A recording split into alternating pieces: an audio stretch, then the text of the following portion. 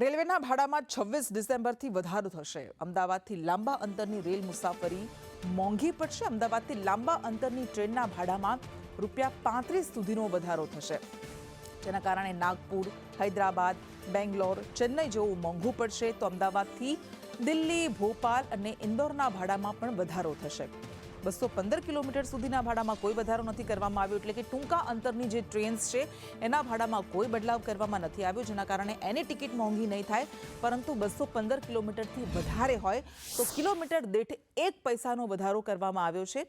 Confirm ticket મળતી નથી, ત્યાં હવે આ ભાડા વધારાનો પણ બોજ સામાન્ય જનતા પર ઝીંકવામાં આવ્યો છે। છઠ પૂજા, લગ્ન પ્રસંગે યુપી, બિહાર જતા લોકોને મુશ્કેલી પડશે અને આ ભાડા વધારાને કારણે રેલવેને 600 કરોડ કરતાં પણ વધારેની કમાણી થશે।